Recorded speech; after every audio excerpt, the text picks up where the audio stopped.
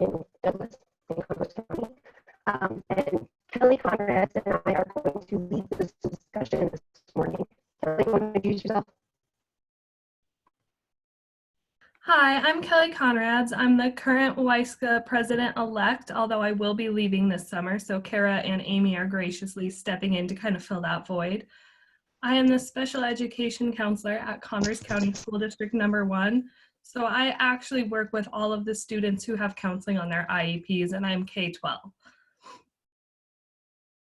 And then if you guys are okay with it, we thought that with everything kind of going forward, we would put our information into the group chat here. And that way, if somebody says something that you think would be beneficial for your school, hopefully you can kind of reach out and to that person and then kind of help going forward with your school. So if you're comfortable, please put your name and your school, your role, and your district on the comments. So that way if somebody does have a question, they can reach out. Or if you guys have a question and you're not sure who brought up the subject that you want, you can reach out to us and then hopefully we can pass that information along between everybody. All right. Yeah, I fixed my headphones. They weren't working. I tried. I grabbed a different pair. Now can you hear me better? Yes. Okay. Thank you. Awesome. Thanks for letting me know you couldn't hear me. So great. I see people putting stuff in, which is awesome. And at any point you have questions or comments or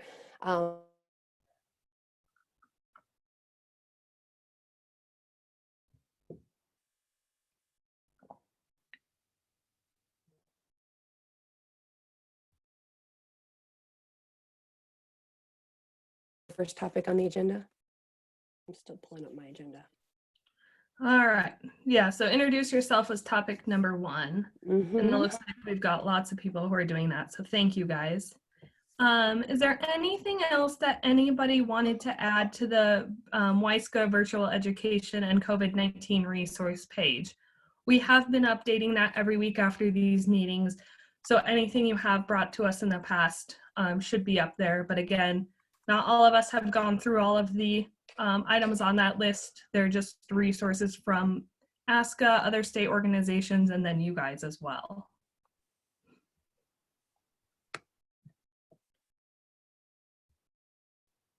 If you think of something, go ahead and drop it in the chat box, and or you can email a link to Amy Mason or myself or Kelly. We can get it put on there, so we can get all that information gathered to get us support each other through the end of the school year. So the one thing we really want to talk about today was transitions. We've got, just from glancing at this chat box, we've got so many grades here, which is awesome. We've got everything from 9-12 to K-8 to K-12 to middle school, elementary. We've got some secondary people, which is awesome. So we're wondering, first, ASCA offered up some newsletter resources about opening schools, schools reopening, because some have developed those guidelines and recommendations for opening.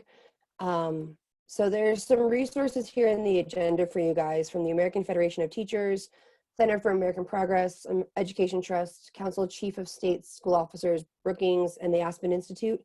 And those were all recommendations from ASCA. I don't know if you guys got the ASCA newsletter, but those were all in there. We thought they were really great to share out with you all, and make sure you guys had those as well. Oh, I lied. I skipped something. We're not going to do the transitions right away. So does anybody's school have a plan to reopen at all? I know Converse County is looking at opening for small amounts of students.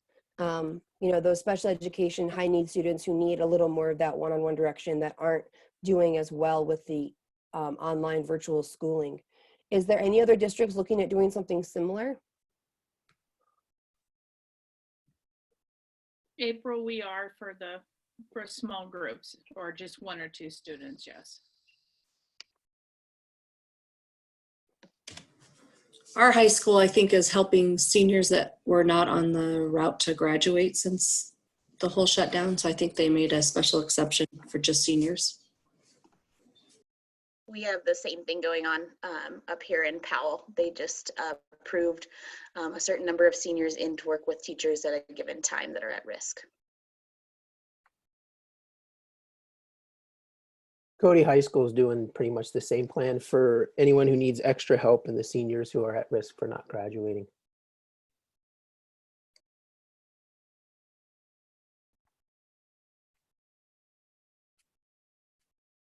That's awesome. I hadn't even thought of seniors. I'm elementary, so I don't think of those things. Any other districts you can want to share out? We have small groups coming in K through, well, mainly basically 7 through 12 for anybody who's kind of at risk or not doing well, who's more tier 2, tier 3, as well as our seniors as well. And Annie, where are you at? Kimmer. Kimmer, okay.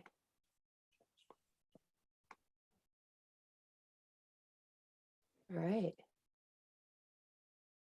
If no one else has one, you can always drop it over in the chat box too. I know talking to 38 other people can be slightly intimidating on one of these. Drop it over in the chat box too if you want to. Share what you guys are doing for any reopenings for the remainder of the school year. Before we jump into talking about transitions, which is what we figure we will spend a lot of time talking about today, Daniel Cosboon, did I say your name right? Really hoping I didn't butcher it, Daniel. He's here to talk about the changes with the Jason Flat Act. We brought that up last week or the week before, but he's going to clarify things for us. Sure, I can do that. So what's happening right now is I had a nurse practitioner intern by the name of Jelena Freitas. So she's getting her doctorate in nursing with the intent of treating mental health issues. She lives in Clark, is attending that program through the University of Wyoming, and she did an internship with me this past trimester. And so we got to talking when we work with kids and thinking some things through. And we decided to really make a big push to amend the Jason Flat Act to include students, to require mandatory suicide prevention training for students 6th through 12th grade every year. Because with the Jason Flat being passed, I think it was 2013, 14, whenever it was passed, requiring administrators, professionals, teachers working in the school system to have suicide prevention training. Wyoming's suicides have actually increased substantially. And we were feeling like we were missing the most important part of the population in that suicide prevention training, which is the students themselves. So when you look at all the research, it very, very clearly it states that the students are going to know that another student or themselves, of course, are in trouble and at risk for something like that far sooner than the adults will become aware of it. And yet we're not requiring them to be trained for suicide prevention. We're not providing anything. It's just sort of, some school districts do, some school districts don't. I know at Cody High, we did one training through the county 7 years ago, but really haven't done too much since then. So that being said, we started calling people, talking to people, writing letters to people. There is a very strong suicide prevention coalition in Park County through Wendy Morris and Lorraine Steppe. And that includes people from mental health practitioners in private practice, the Community Mental Health Center, people from the hospital, NAMI, folks like that. And they're all on board. We've talked to them. They're on board. They're supporting it. We're moving forward with it. We've also approached the Wyoming Psych Association, so I'm going to do a presentation for them during their spring conference coming up. We were supposed to have it, but then it was canceled because of COVID-19, but we're going to do something virtually like this. And then also with the Wyoming School Psych Association, getting letters of support from those folks and signatures from membership. We're also working with the Student Youth for Justice at Cody High School, who are going to be the folks that will actually take it to the legislative session and try and push that forward. And so what's going on is, I also talked to Representative David Northrup at length. Right now, he will carry it forward as a personal agenda item to get it into committee. Because the normal way to get a bill into committee right now is it's passed. The only way to get a bill introduced into a committee is if a representative actually takes the bill on personally and then presents it personally. So that'll be sometime in February. He's agreed to do that. So what he's asked us to do is to talk to as many folks as possible to get support statewide. So when the time comes, people can then testify in front of the legislature that this is a good thing to do. And I think it's a win-win. I think it's an easy decision to make for a couple of different reasons, because if it is passed and it works one time, then we've done a good thing. It only needs to work once to be effective. And you folks know, and I know, that it's going to work more than once for sure. The other thing is that on the county level, they already have money set aside that's delegated and available, and people are trained in suicide prevention training. And that money exists for every county in Wyoming. And that's an important thing, because when I was talking to Representative Northrup, he made it very, very clear that if we ask the state, if we go to the state, have the Jason Flat amended, and they're going to have to set budget money aside for this, it will not pass. Because right now, the only thing they're discussing in education is how to cut back. So it's not that people will be required to go through the county. Like if a district says, if the bill is passed, the amendment's made, and now it's mandatory to require suicide prevention training, that creates a conundrum and a problem for every single district in the state, which isn't necessarily a bad thing, but because they're going to have to then go about solving that problem and how to provide this training that's mandatory to all their students. There's a prefabricated solution that exists to that problem already. And so I think that's a pretty good solution. And it's ready made and it's ready to go, and people on the county level are willing to do it. So what we're looking for is support from like official letters of support where boards vote and then write official letters of support in favor of amending the Flat Act. And then from there, getting signatures from individual members, because they will be the representation throughout the state. And the more support that we can get like that, the better off we're going to be. So that being said, like I said, we have a coalition here, Wyoming Psych Association, Wyoming School Psych Association. Jelena is working on her end, talking to nursing boards to get their support, signatures from their membership. Peg Monteith, who is now the interim superintendent in Park 6, is talking to all superintendents throughout the state to try and get to garner their support in writing. To me, it's a no-brainer. It's an easy decision to make. It's a hard one to argue against, quite frankly. And when I talked to Northrup, he said that it has a very, very good chance of moving forward and going through. So we did have Go ahead. Sorry, Daniel, didn't mean to cut you off. No problem. We did just have a question in the chat box about that when, as Daniel was talking, this is suicide prevention, where we would also have the students being trained 6 through 12 in recognizing signs and symptoms of suicides in order to kind of help that with that peer-to-peer relationship is what we're looking to Yeah. help build. Yeah, so we wrote a policy brief, and that's going to be approved May 19th at the Suicide Prevention Coalition here in Park County. And what we're going to do is write into the brief language that uses, it's just like MTSS, right? So we're going to say evidence-based suicide prevention training. And so it's just like you said, most programs that have an evidence base behind it have that recognition part, right? So learn the signs and symptoms.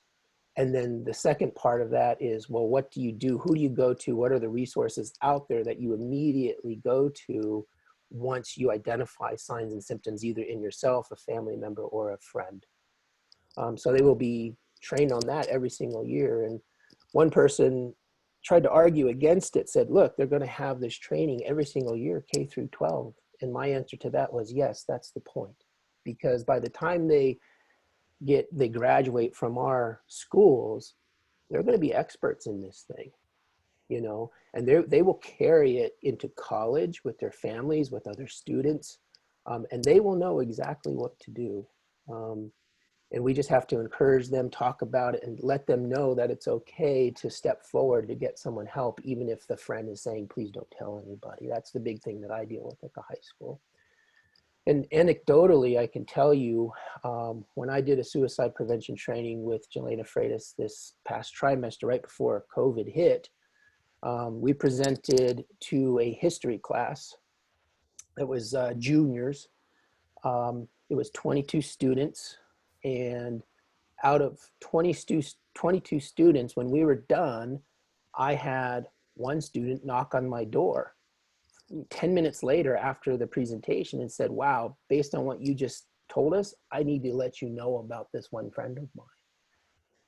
And guess what? His instincts were correct. That student was actively suicidal. The problem was that student was actively suicidal 2 weeks prior, you see. Had this student known and been trained properly in how to respond, you know, hopefully he would have reported that prior to that student making very, very, very serious suicidal gestures. So anecdotally, I think, you know, if you get one student out of 22, that's not bad, you know, and if we can reach every single student K through 12, I think that would be a good thing. Now, one of the questions that someone asked, I think it was last week, is why are we not including K5? And the reason for that is it's hard to find an evidence-based program K5, and it's a somewhat rare occurrence K5, and so to mandate training on a legislative level for that K5 didn't make all that much sense to us, given that you can't find anything that's evidence-based really. So we really didn't include it. And developmentally, when you look at the difference between a middle school and a high school and an elementary school student, and again, this is just me sort of surmising, this isn't coming from research that I've read, but developmentally, the primary person in an elementary school's life is their parent. So if something is going wrong in that situation, in that case, the adults are probably going to be aware of it prior to the other kids being aware of it, you know. Just developmentally, where kids are and who they associate with and who they depend on and who they confide in. At that point, their primary attachment is to adults, teachers, and parents, versus K through 5, that starts to switch developmentally in an appropriate way, where the primary people, you know, start to switch to being their peers. And so they confide in that way in their peers. And so that was the reason we really didn't include K through 5.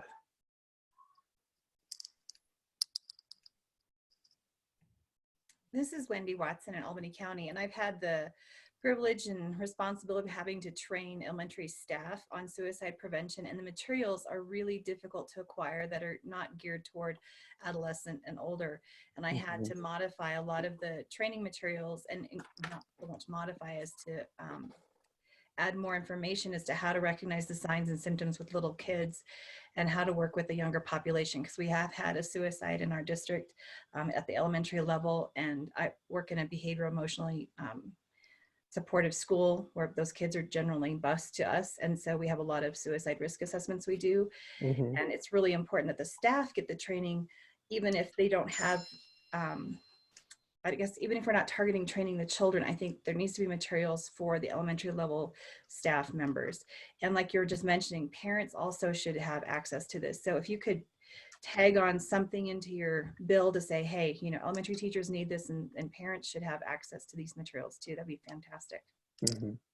Wendy, would you be willing to share what you've come up with of how you've adjusted things for the elementary level? For us to share what other, because I would be interested in looking at that to see, because that seems to be what most of my teachers are struggling with of, well, what does it look like? Does it look like a high schooler, you know?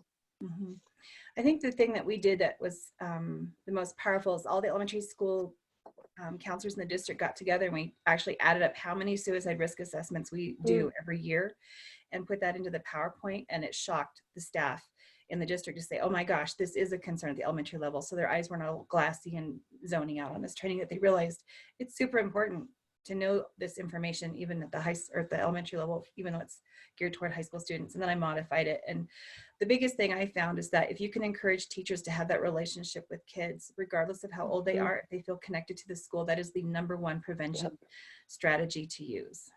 Yeah. I think there's lots of us that would agree with that statement, Wendy. Thank you. Anyone have any questions for Daniel or comments or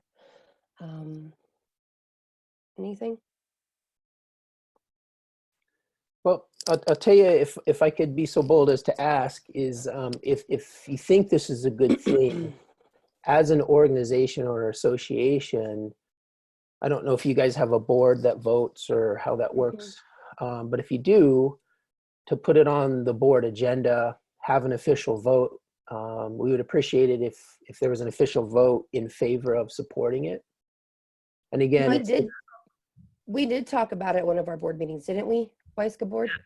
WISCA has agreed to support this, and we are working on drafting a letter in order to offer our support. And then also just encouraging any members who feel comfortable to also kind of be willing to be one of the signatures, or be willing to kind of facilitate in your county or in your district building more support for this. So WISCA as the board is offering support. That's awesome to hear. I really appreciate that, because that's what it's going to take in order for it to go through. And so what it would look like, there are ways to do this online that we're going to develop pages for. And so as soon as that policy brief is finalized, what I can do is, who would I send that to? That would be me. Sorry, I've been talking to Lucas. I've been kind of using Lucas as the go-between between you and I. Okay.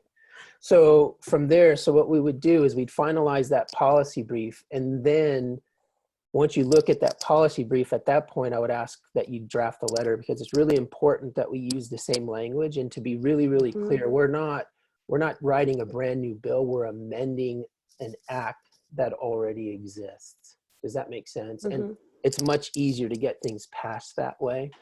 And so as soon as that gets done, well, it's done. It just needs to be finalized. So I can send it to you. And what it would look like is you could write a letter from an agency standpoint in support of this, right? And then your board would sign it, and then signatures underneath, when we can do it through a web page or something like that, where the membership would then sign it as well.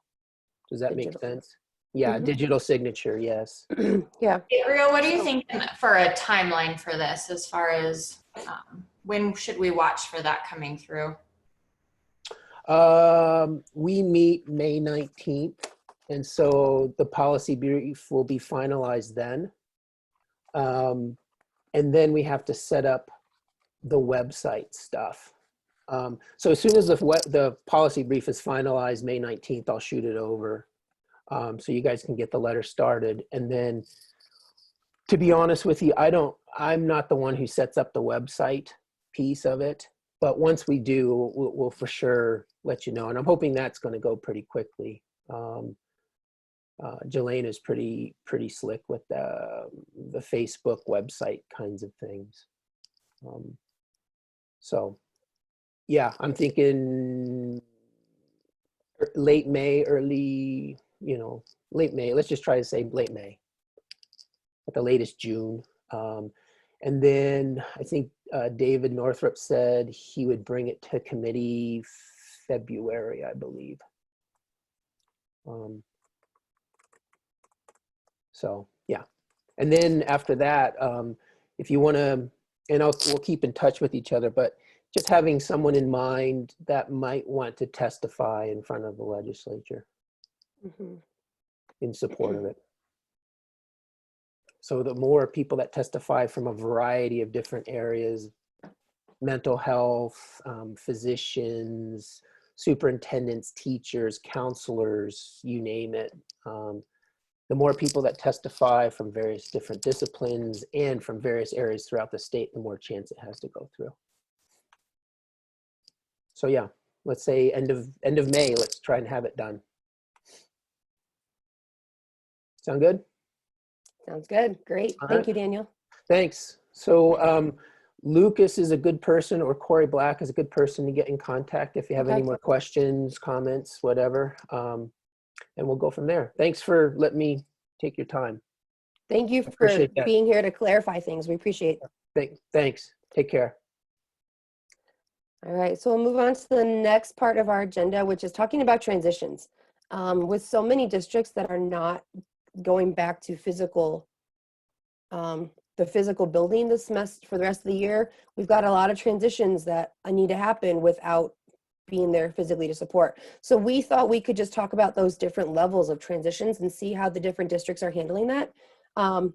K-12, not just graduating seniors, but also those middle school to high school transitions, the elementary school to middle school transitions, and even those new kindergartners coming in, if your district is planning to do anything or is doing anything for that. So we thought we'd just open the floor and we'll start with high school graduations. What are the different districts doing for high schoolers as they graduate?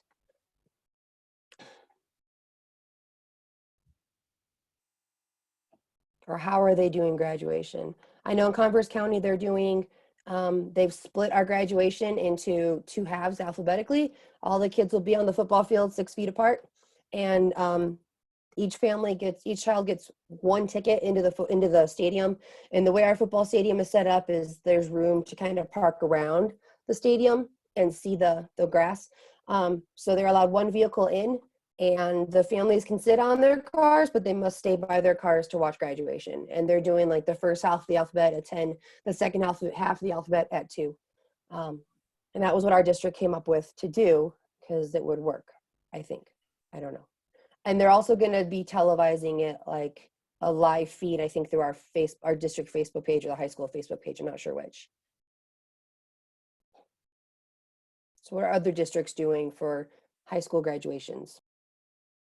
I saw in the Laramie paper that Cheyenne, we get all the Cheyenne news in Laramie, it's weird, but that Cheyenne is going to use the Frontier Days stadium, I guess, the different high schools. I'd be curious to hear more about that. Is there anyone from Laramie County on?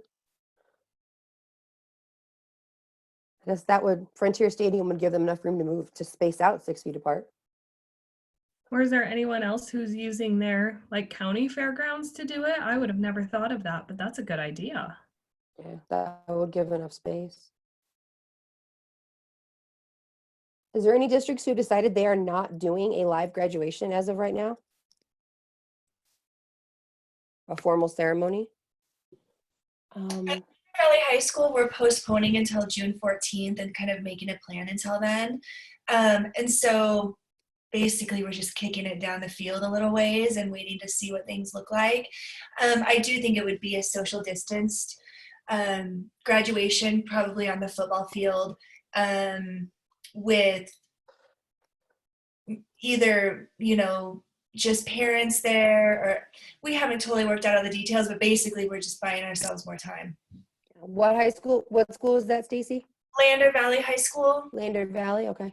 Mhm. Kelly shared that BGH4 is doing a parade and then heading to the football field where one vehicle will be allowed in on the field. Graduates will have chairs 6 feet apart in the front and one vehicle per family. So it sounds a lot like what Converse County's doing, what Douglas is doing. Hey, this is Judy from Riverside High School, Bighorn 4. We actually are doing a parade and then coming into our parking lot. We just decided that this week. So Oh, cool. Really told us, but we come into our parking lot. They're going to do a live feed. Each senior gets one car in the parking lot and they'll be separated. We only have 24, so. Oh, nice. And they'll walk across the stage. That's awesome. This is Green River.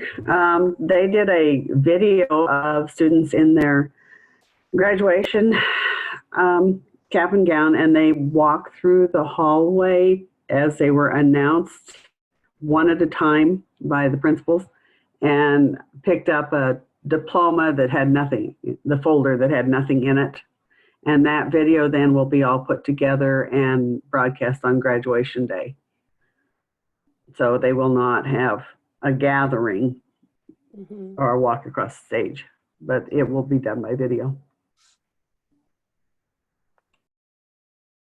So it looks like Natrona County School District has no approved plan yet, but it should go to the board Monday. So hopefully they'll have something approved soon. So maybe by our last meeting next Friday, we'll hear what Natrona County is doing. And then Arvada Claremont, it looks like, is doing a small ceremony on the front lawn with a limit of family members who are allowed to attend. And they're also doing a live feed. Up here in Powell, we're using our student parking lot, and each family gets one parking space.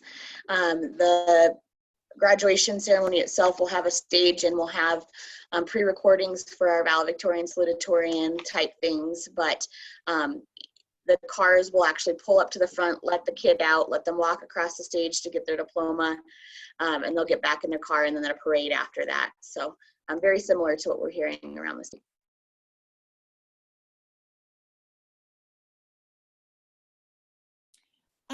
In Rock Springs, what we're doing or what we've done over Wednesday, Thursday, and Friday, our secretaries called all of our graduates and they scheduled a time and they set up a stage. And so they had an appointment to come walk across the stage and get their diploma and get their pictures taken. And they're putting that on a live stream feed to present during our regular graduation at 7 o'clock in the evening on the 18th. The kids are going to meet at one of the elementary parking lots and have a parade around town for an approved parade route. All their pictures are down Dewar Drive so that they get to kind of go through a teacher tunnel and then see all their pictures and then go home and watch their graduation program. The salutatorian, valedictorian, administration, all that pre-recorded their speeches. So that's how Rock Springs is handling graduation this year.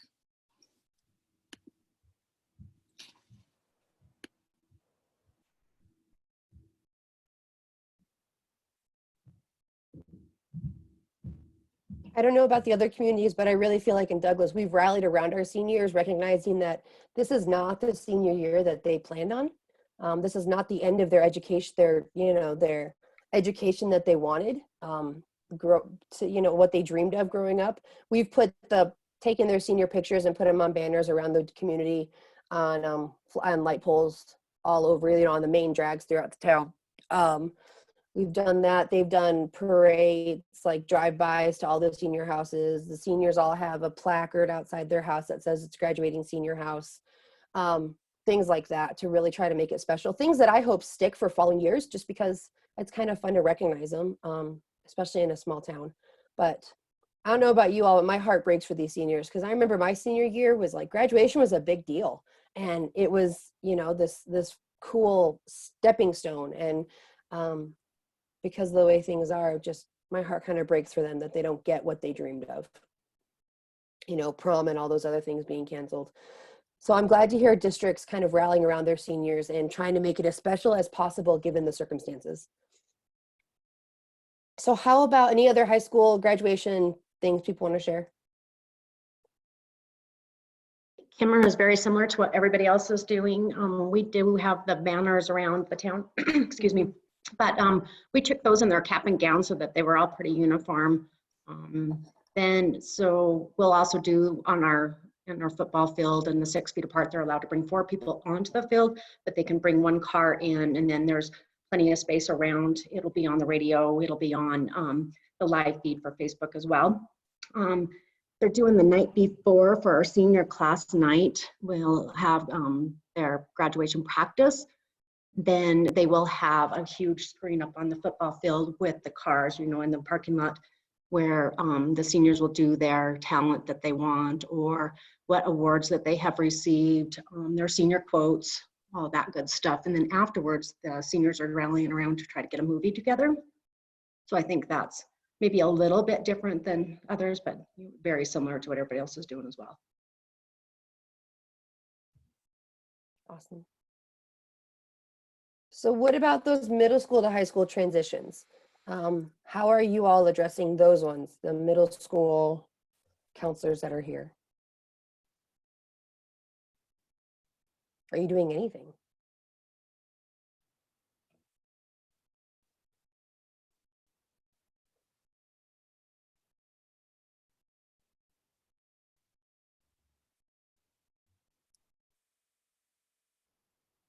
Sorry, I want to go back to the graduation. Oh, I just go ahead. noticed Wendy Watson had posted in the chat that she was thinking the reunion committee for the class of 2020 should be planning special events like a prom for those missed key events. Has anyone talked to any of the seniors about that? I would love to know if anybody seems interested in kind of having their prom at their 5-year class reunion or something like that.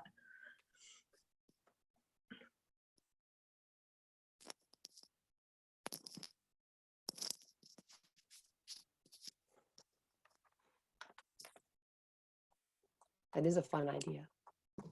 I'm also our student council advisor at Kelly Walsh High School, and our seniors on the student council were like, no, we don't want to postpone things because once we're done with high school, we're done with high school. So hopefully our graduation will be around the same time, because we kind of talked about that too, a little reunion or something in the fall. And I don't know, they weren't super interested in that. The biggest thing that they hate about this whole thing actually is the graduation after party, our last blast party, because it's really, really fun, and it seems like they care about that more than they care about graduation. So I don't know what the last blast committee is going to do, but we'll see.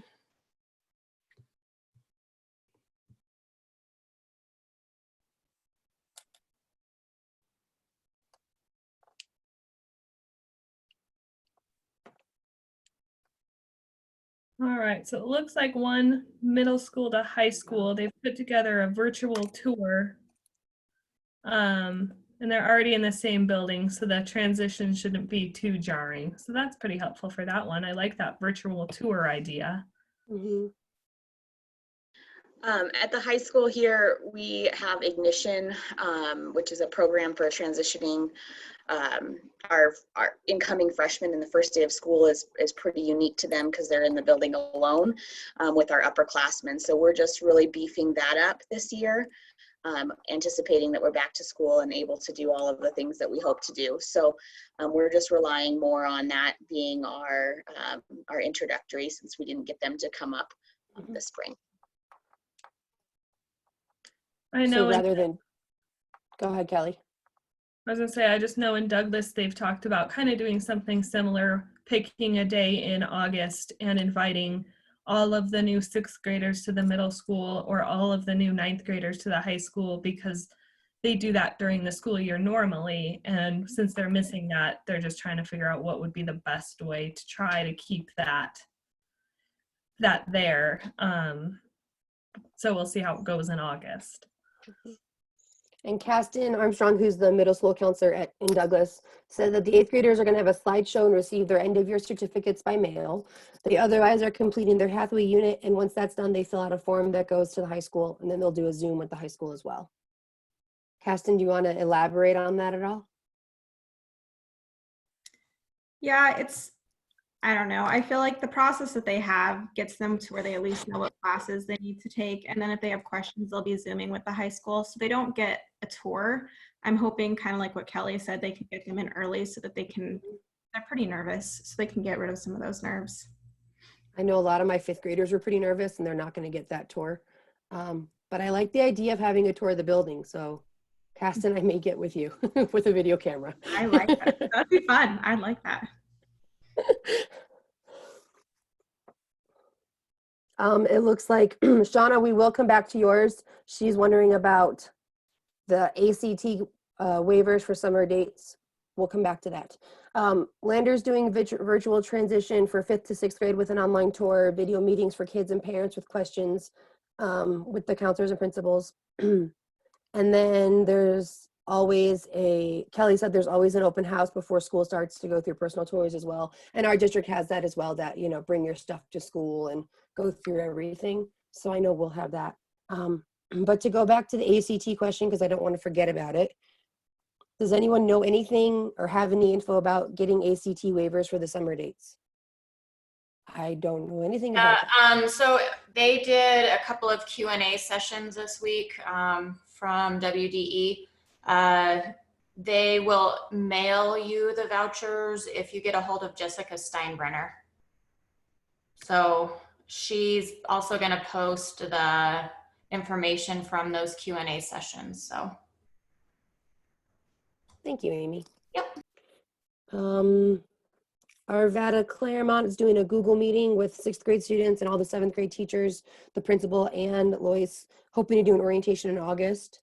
Corey Black said Cody is doing a virtual transition similar to Lander, including interviews and classroom tours of all exploratory classes.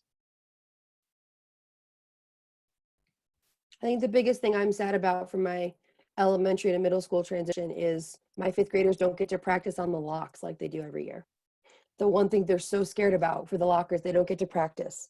And that just makes me sad because I like watching them get it and have the light bulb and go, I can do this, and the confidence, but we don't get to do that because I can show them a video, but there's no practice involved. We always have their open house separate from 7th and 8th grade. So we've talked about using that time with them to help them with that, because that seems to be the biggest fear. So hopefully that'll help. Let me know when that is, Caston. I'll help however I can. Okay. Looks like John said student council created a scavenger hunt for the new 9th graders around the school. And Stacy Polson says they tell their parents to get a combo lock over the summer to practice. Yeah, I thought of that too.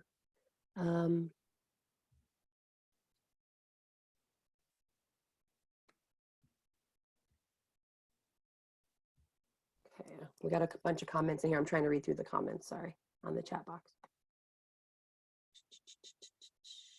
Google meeting, I scrolled up too far. Centennial is working with elementary counselors to meet some of the incoming students and recommended a virtual tour to our principals. Buildings are shut down and inaccessible to staff. Yeah, I'd have to get permission for that too. Wendy brought up an agenda item to discuss, could we as an organization be making a statement to protect our members by suggesting that districts provide some kind of PPE for us while doing counseling sessions, or do you think districts will do right by us? Wendy, do you mean currently? Because I'm not doing any sessions live. I do them all through Zoom. No, it's for when we go back to school, like for summer school or for these orientation events, or I don't know what your committees in your district are doing for planning for reopening schools, but I'm concerned about, having kids in my office. How do I sanitize between visits? Do I go to each classroom and do guidance presentations? How do I keep myself from spreading, this kind of thing? Do we need as an organization to make some kind of statement to say, here's the expectation for how we're going to be taken care of or taking care of ourselves, or I don't know. I just didn't know if districts were going to look out for us or not. I hadn't thought of that.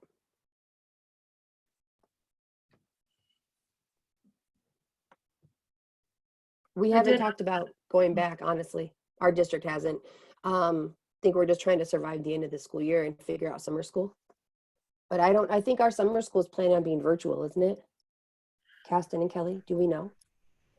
For June for sure, and then July is still a question, but I did add that into the other questions, comments, or concerns. So if anybody does get any information in the next few weeks or anything, please let us know, and then we can definitely talk about it as a board. I guess I think it's kind of hard at this point when, like we've talked about, our district doesn't exactly know the plan yet, and so it's hard, it'll be hard to get them to agree to put something in place when we're not really sure how things are going to kind of work out by September or August. Right. I just know in our district, they're already planning to reopen for summer school in July if possible. And, get the IEP kiddos that you're supposed to do minutes with. And I just want to make sure that there's a plan in place to keep everyone safe so that when that happens, we know what we're supposed to do and ask for. Yeah, that's a good thought. I'm in Green River, and we are doing our high school summer school virtually, but they've always done an online program for credit recovery in the summertime anyway, so it's not that hard to do. And then we are doing virtual ESI at this point for summer school. And we have 3 district-wide committees already looking at planning for what next fall will look like. One is coming through the HR department, one is through curriculum, and the other one is an overall district-wide. And as counselor at elementary school, I wasn't initially on it, but I'm president of our association also. And so I'm on all 3 of the committees to make sure that we have certified staff represented and make sure that we have social emotional pieces in each of those. Great.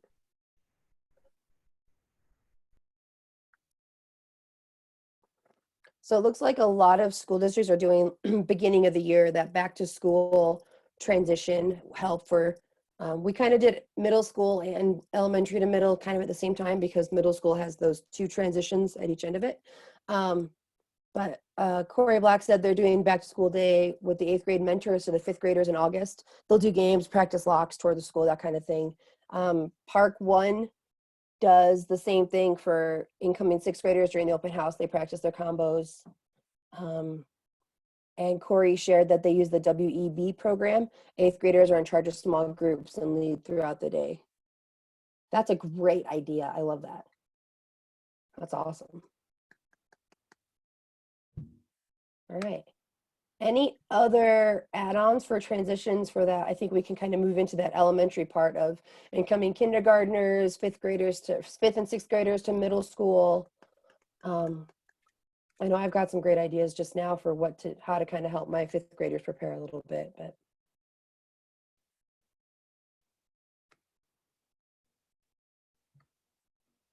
I don't know how many people we have elementary on here.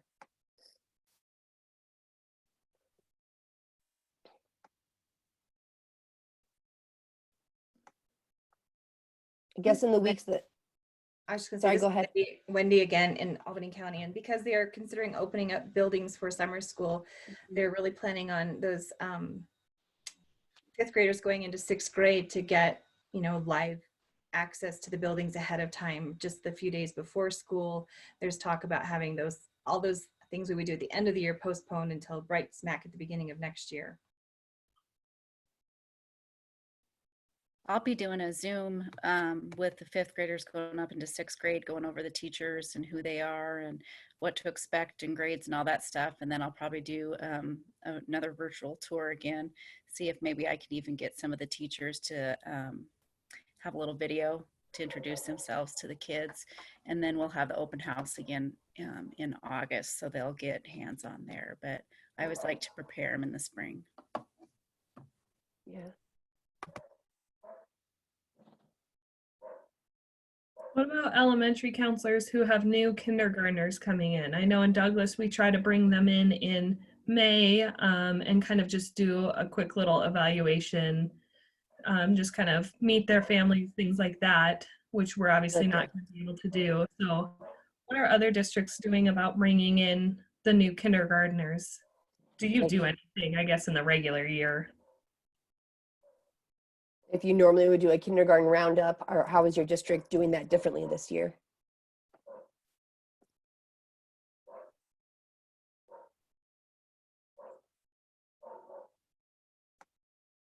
If you know.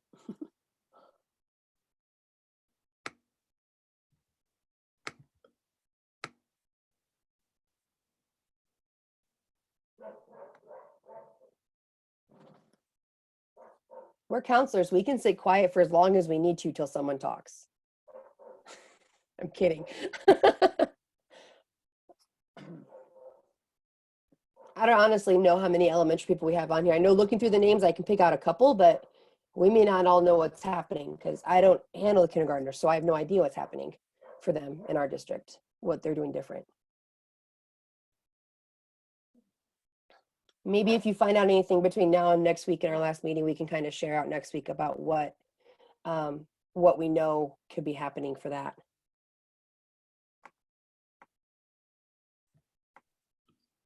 Anything else anyone wants to say about transitions?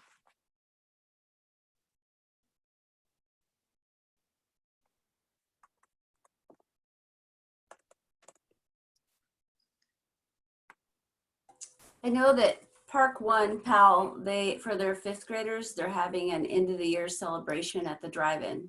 So that's been really helpful as those little fifth graders finish up their elementary.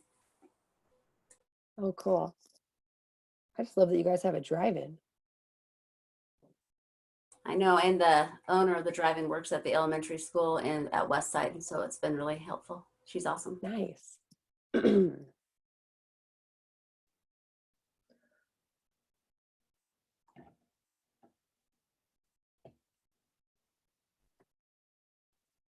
Well, if nobody has any other transition, we'll move on to any other questions, comments, concerns, or celebrations.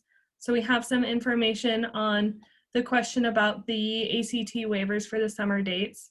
There's some information on there. And we've gone ahead and added the question about suggesting the PPE or how to sanitize between those kids that will be coming in the summer and potentially looking at going forward next school year as well. All right. So next week is our final WISCA virtual counseling meeting for at least this year. We have kind of sort of been talking about if we want to do something similar like this going forward more regularly during the school year. What do you guys think? Has this been helpful? Would you be interested in continuing this when we're not dealing with a global pandemic? What are your guys' thoughts on these meetings? So Kelly, I thought I could put together a quick survey this week, and next week when we meet, if people even wanted to fill it out as we're chatting, I could put on there, do you want to meet, yes or no, frequency, and then we can, I just like to have that hard information in front of us when we look at it again. Not that we can't talk about it today, but that was my thought for our final meeting, is that maybe people could fill it out as we just chat and stuff, and then we'll have that as we move forward. Yeah. I like the idea of meeting K-12 once in a while, but I also like the idea of having breakout sessions for the specific grade levels too. So I don't know if the time that we're available changes depending on the levels that we work with, but I know that at the elementary level, I have meetings after school like every day.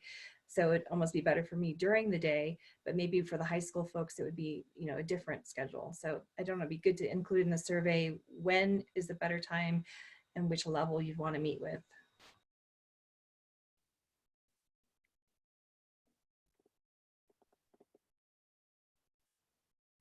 Great.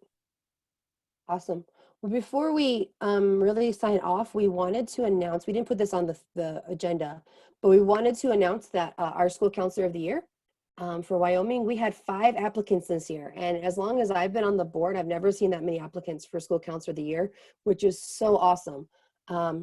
And our nominees were Phil Olson, who's a K-12 counselor in Burlington Schools, Kristen Burnett, who's the school counselor at Johnson Junior High in Laramie County, Teresa Buchanan, who's at Hillcrest Elementary in Campbell County, Danielle Warren, who's at Worland Middle School, at 6-8 counselor, and Michaela Williams, who's the Grable Elementary School counselor.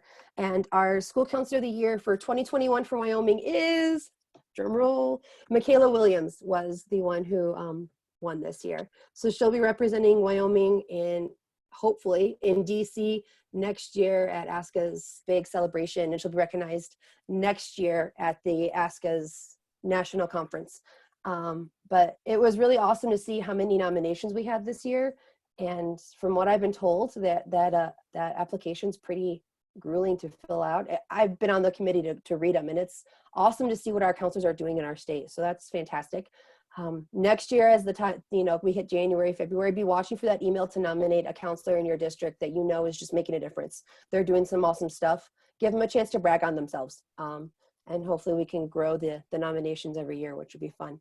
So that's pretty fantastic. And I look to see the names. I don't see any of them on here today, but if they're in your district, go ahead, reach out. It's an honor to be nominated, and it's an honor to be recognized. So we'll be putting something on our Facebook page later, but we figured we'd celebrate with all of you since you're here now.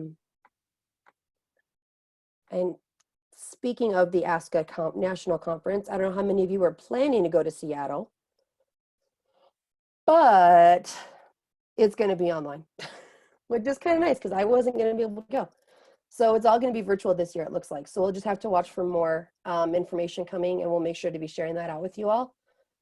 And you can still get those ASCA specialist trainings that they offer at the conference. Those are, they're cheaper now. Honey, go.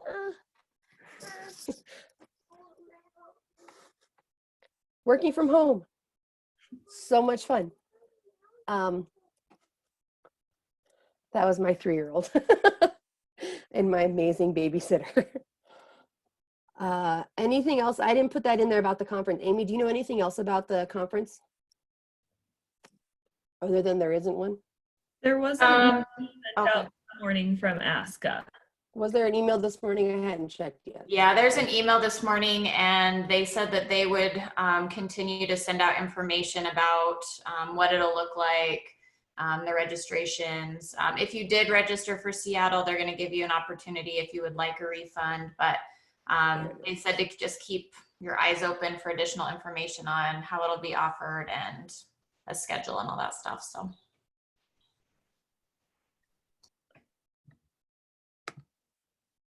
Cool.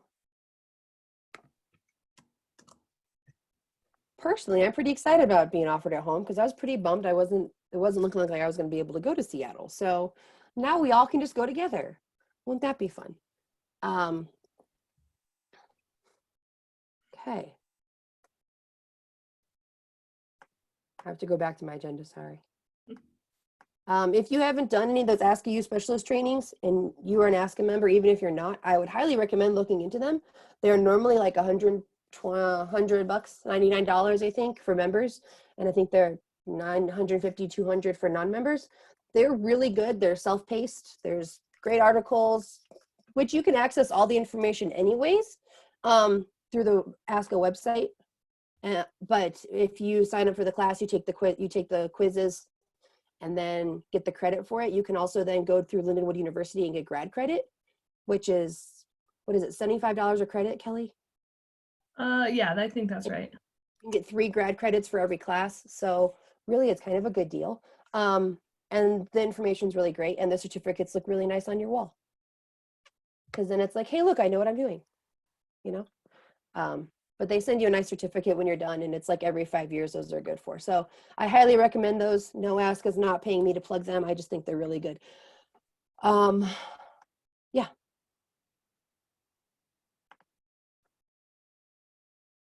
Any closing thoughts? Questions, comments, emotional outbursts?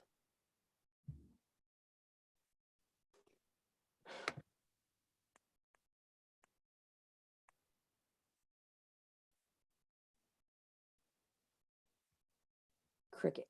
I have a quick announcement. The Wyoming play therapy group is going to most likely do an online training. We were going to do it in Buffalo, but it's going to be Byron Norton, and he's going to be doing a 2-day, the 19th and 20th of June. I think we're looking at moving it online. So it would, and it's really affordable. So I think we haven't decided for certain the cutoff date for early registration, but it'll be 200 if you register early. And we'll probably be extending that date, the cutoff date, but it's really good quality training and very affordable. And now that it's online, you know, you wouldn't have the expenses of the travel and everything. So the 19th and 20th of June. So be looking at Wyoming Play Therapy Association will be sponsoring that training. So it's really exciting to have that here. So thanks. Great. Thank you.